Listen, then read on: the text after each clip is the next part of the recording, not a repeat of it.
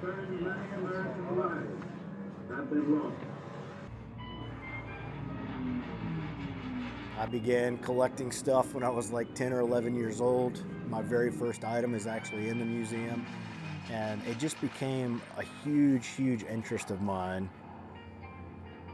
All right, welcome to the museum. Once you get done watching the film, it'll tell you what to do from there, and then we'll begin our tour. You know, both of my grandfathers served in World War II, and as a young boy, I was very intrigued by talking to them and hearing some of the things that they talked about. Obviously, that generation, when they came back from war, didn't talk a lot about it.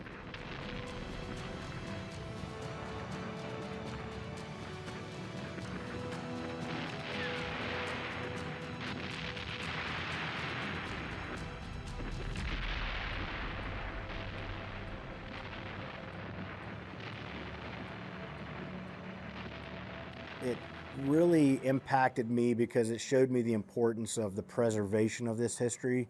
Not only the history, not only the stories, but the items that carry those stories with them. It's a goal of mine to be able to share their stories until I can't share them anymore. And I look at this place and look at the items that I have collected. I don't consider myself, you know, the owner. I consider myself the caretaker of them until the next person comes along, you know, and hopefully sees the importance of it as well. Mr. Vice President. The motion detector will set off the radio, and it gives you Roosevelt's speech on December the 8th, 1941. It come through a 1940s living room and kind of how it would have looked, maybe a World War I uniform or a picture of a World War I soldier. The whole purpose behind the museum came about because I did a field trip for Blacksburg Middle School about 2.5 years ago. And I saw the interest that the kids had. And I know that what they are taught in the school based on time and things like that, that they're only getting a very small surface. So when I was able to do that, it was remarkable, honestly. And I realized at that point that I knew what I needed to do, and I had to figure out how to do it. So a scaled down version of a Quonset hut, kind of giving you a feel of what it may have sounded like on an airfield or wherever the case may be. This scene specifically, I'm kind of recreating the church at Angleville Plains where the two medics, Robert Wright and Kenneth Moore, came together. They were two paratrooper medics on D-Day. So this kind of gives an example.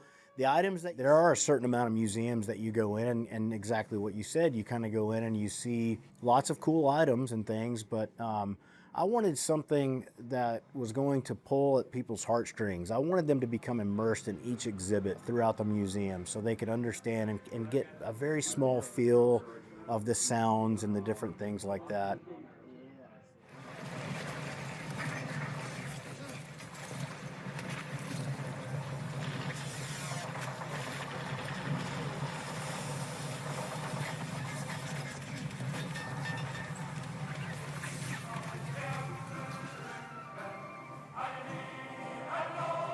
Well, I made the decision when I started this project that I wasn't going to hide history.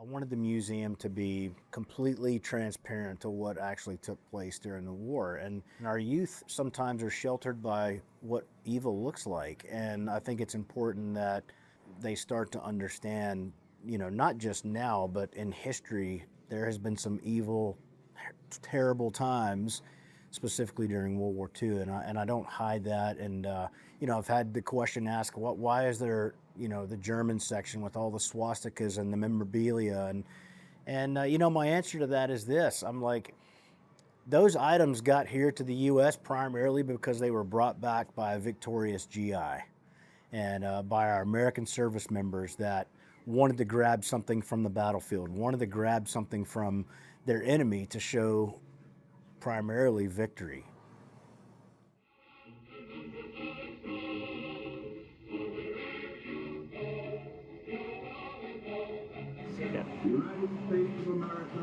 That's super. That's amazing. Really cool piece of history.